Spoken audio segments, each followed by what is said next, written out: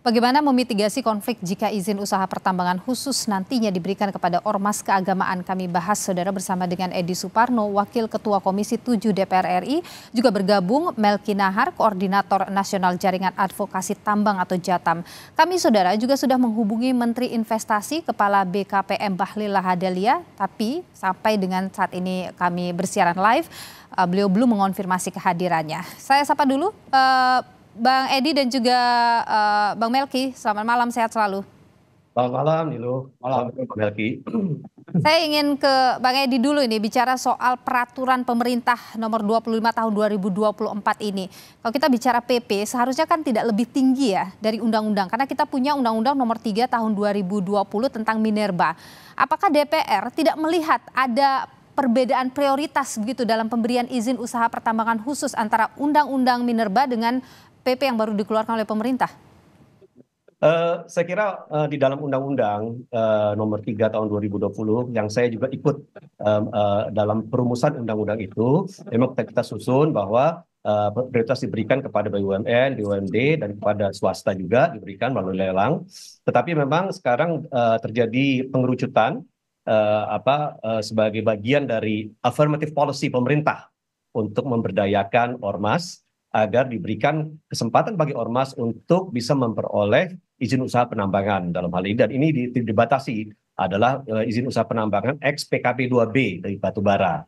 Nah, itu bisa dilaksanakan oleh ormas keagamaan. Tetapi persyaratan untuk memperolehnya itu tidak ada bedanya dengan persyaratan yang dikenakan juga untuk BUMN, untuk BUMD, dan siapapun yang ini mendapatkan izin usaha penambangan tersebut.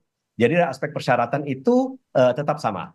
Dari aspek legalitas itu memang diperbolehkan peraturan pemerintah sebagai peraturan turunan dari Undang-Undang nomor 3 tahun 2020 untuk memberikan kewenangan bagi ormas untuk dapat melaksanakan kegiatan penambangan. Tetapi perlu saya tekankan di sini bahwa dengan adanya PP yang sudah dikeluarkan tersebut bukan berarti bahwa ini kita sekarang akan memudahkan untuk diberikannya izin usaha penambangan khusus untuk ormas, karena persyaratan diikuti itu juga tidak mudah. Ya, persyaratannya berbasis kompetensi, berbasis pengalaman, berbasis pemahaman teknis, pemahaman finansial, dan lain-lain. Ya, yang mana mungkin dari aspek keseluruhan ya belum tentu semua ormas keagamaan memiliki kompetensi tersebut, dan persyaratan itu menurut saya juga sebaiknya harus tetap dilaksanakan karena ini kan menyangkut masalah keselamatan kerja, masalah lingkungan hidup, masalah pendapatan negara, dan lain-lain. Jadi saya kira persyaratan tetap akan dilaksanakan secara ketat, dan saya kira juga ormas keagamaan harus melakukan approach terhadap PP ini dengan kehati-hatian, bukan dengan euforia bahwa dibuka izin untuk usaha penambangan. Bang Edi, kalau kita lihat ya di Undang-Undang Minerba itu kan prioritas diberikan kepada BUMN dan BUMD. Tapi kemudian di PP prioritasnya kepada organisasi kemasyarakatan. Bukannya undang-undang lebih tinggi ya dari PP? Oh ya, memang undang-undang lebih tinggi daripada PP. Tetapi kami rasa bahwa adanya pemberian ini untuk ke organisasi kemasyarakatan itu tidak melanggar karena bagaimanapun juga bisa saja dilaksanakan kemudian kerjasama antara BUMN dengan organisasi kemasyarakatan dalam bentuk kerjasama seperti joint venture dan lain-lain, termasuk juga dan BUMD. Jadi saya kira itu masih masuk dalam konteks yang kita atur di dalam Undang-Undang 3 nomor 2000, tahun 2020. Oke, saya ke Bang Melki dulu. Apa yang paling dikhawatirkan dari JATAM ketika keluar PP tahun 2024 ini? Ya, saya kira sebelum ke situ, ini sebetulnya bukan soal apakah kebijakan ini sesuai regulasi atau tidak, gitu ya. Karena kalau kita cek sejak awal, model kebijakan yang dikeluarkan Jokowi ini kan seringkali untuk dia terlihat legal, maka yang dia lakukan adalah mengotak-atik regulasinya. Kalau misalnya regulasinya tidak ada, dia kemudian membuat regulasi baru. Nah, persis itu yang terjadi hari ini. Lalu kemudian dia akan menutup celah kritisme publik begitu, bahwasannya misalnya regulasi semisal PP 2524 ini dia bertentangan dengan Undang-Undang Minerba misalnya. Jadi kita justru membacanya ke arah sana bahwa Oke. Ini memang dalam rangka untuk kemudian membuat kebijakan yang dikeluarkan rezim Jokowi ini terlihat legal secara hukum. Itu satu. Oke. Lalu nyambung ke pertanyaan Mbak Nurul bahwa situasi hari ini kita, Pak Edi dan teman-teman semua, itu sangat sangat mengkhawatirkan. Saya ambil contoh misalnya, kita detailkan apa yang disampaikan Pak Bahlil tadi ketika dia dengan lantang bicara soal memberikan konsesi batubara terhadap ormas keagamaan. Nah, saya mau bilang bahwa apa yang terjadi 2 periode kekuasaan Jokowi, ekspansi pertambangan batubara itu benar-benar mengokupasi ruang pangan dan sumber air warga. Saya ambil contoh konkret misalnya, di Kalimantan Timur itu Pak Edi, teman-teman semua, 47 orang sudah mati tewas di lubang-lubang tambang. Oke. Lalu tiba-tiba Jokowi ingin memberikan konsesi yang baru lagi kepada ormas ini, yang notabene yang jadi korban selama ini adalah juga anggota dari ormas-ormas yang akan menerima konsesi dan Jokowi. Jadi saya kira ini benar-benar ngabur gitu.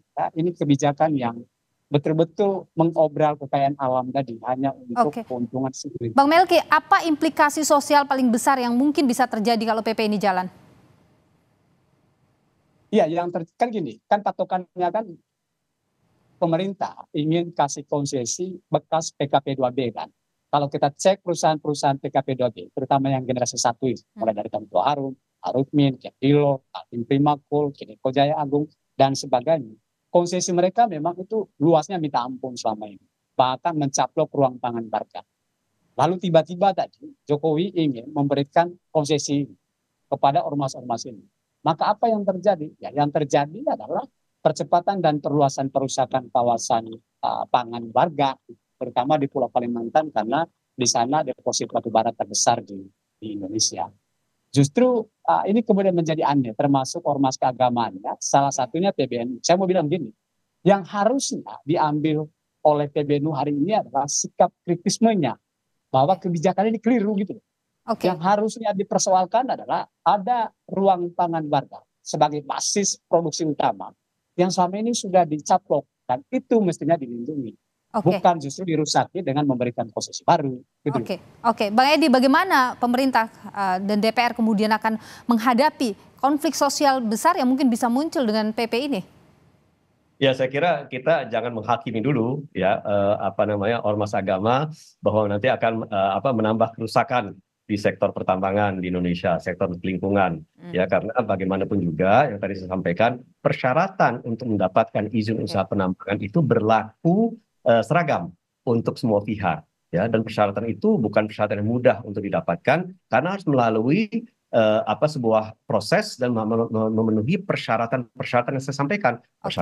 Bang Edi, maaf saya potong Anda. Kalau kita bicara soal tambang dan sebagainya yang terjadi sekarang tanpa keluar PP ini, tanpa memberikan ke organisasi masyarakat juga, organisasi kemasyarakatan atau keagamaan, tambang itu sudah menimbulkan kerusakan yang begitu besar. Bagaimana kemudian menjamin ini tidak akan menambah lagi kerusakan yang terjadi misalnya sekarang? Ada begini, kalau kita bicara tambang ya secara keseluruhan, memang tidak bisa kita pungkiri pada saat proses penambangan dilaksanakan itu akan terjadi penggalian yang besar-besaran dan akan dilakukan ekstraksi terhadap mineral dan tambang itu dari bumi, otomatis akan terjadi proses itu.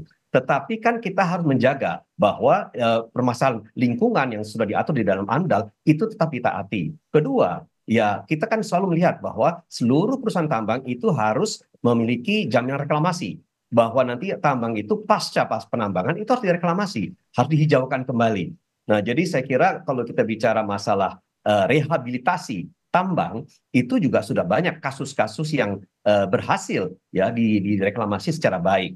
Memang ada beberapa tambang-tambang yang nakal ya saat ini, terutama mereka yang saat ini melaksanakan penambangan ilegal itu yang menyumbang pada kerusakan lingkungan yang besar. Tetapi pertama khususnya mereka yang saat ini sudah tercatat di Bursa Efek, sudah memiliki pemegang saham asing dan lain-lain, itu sangat ketat pengawasannya.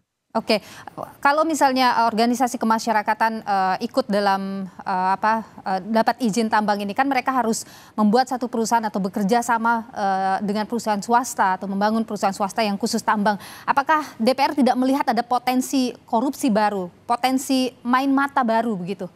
di sini? Ya, ya, memang kita lihat bahwa di dalam PP itu juga sudah diatur bahwa PKP 2B yang kemudian diberikan izinnya itu tidak boleh melibatkan pemegang saham yang lama. Ya, atau lingkaran pemegang saham yang lama. Jadi harus dikerjasamakan dengan pihak yang memang betul-betul baru di sini. Nah, oleh karena itu satu kong kali kong dengan pengusaha lama itu bisa kita hindarkan. Oke. Tetapi kembali lagi kita juga harus mengawasi, dan ini saya kira merupakan bagian dari pengawasan DPR ke depannya. Jangan sampai nanti ormas ini hanya menjadi kendaraan tumpangan Nah, itu yang dikhawatirkan. perusahaan-perusahaan besar yang selama ini sudah menguasai sektor pertambangan ingin menambah lagi ya ruang pertambangan mereka melalui ormas itu. Nah, ini yang akan kita awasi nanti di DPR. Bagaimana menjamin pengawasan itu akan berjalan dengan baik? Toh selama ini juga main mata banyak terjadi. Percayalah, kami kalau melakukan pengawasan itu kami melakukan pengawasan yang sangat ketat, bahkan berbagai panja yang kami laksanakan juga menghasilkan hasil yang dilaksanakan kemudian oleh Kementerian SDM dan mitra-mitra kami di Komisi 7. Dan saya rasa ke depannya akan lebih mudah untuk melakukan pengawasan terhadap ormas, karena memang kita sudah tahu bahwa pemilikan daripada pelaku usaha ini adalah pemilikan antara ormas dengan sektor swasta, sehingga kita bisa mengawasi secara efektif. Bung Melki, tanggapan Anda? Ya, ini bukan soal legal atau ilegal gitu ya. Juga soal apakah akan diawasi secara ketat atau enggak. Karena yang terjadi selama ini justru sebaliknya. Seluruh yang disampaikan PD itu kontradiksi dengan situasi yang terjadi di lapangan gitu ya. Jadi seketat apapun regulasinya, itu di lapangan tetap amburadul gitu ya, tetap berantakan. Jadi ini bukan soal apakah punya regulasi atau enggak. Yang terjadi seperti yang saya bilang tadi, memang tambang itu kan dia model ekonomi yang rapuh gitu ya, dia tidak berkelanjutan. Dan dalam konteks PP 25 2024 itu kan yang akan menambang ini kan Bandilo adalah perusahaan profesional, tapi pemegang kendalinya, pemegang saham terbesarnya adalah ormas keagamaan itu sendiri. Nah, pertanyaannya adalah ketika misalnya operasi tambang justru mengokupasi wilayah pangan warga, gitu, menghancurkan pangan warga, seperti di Kutai Kartanegara misalnya, saya ambil contoh, ya, contoh konkret, tambang batubara membuat belasan rumah warga itu amblas tanpa ada penegakan hukum, Pak Edi.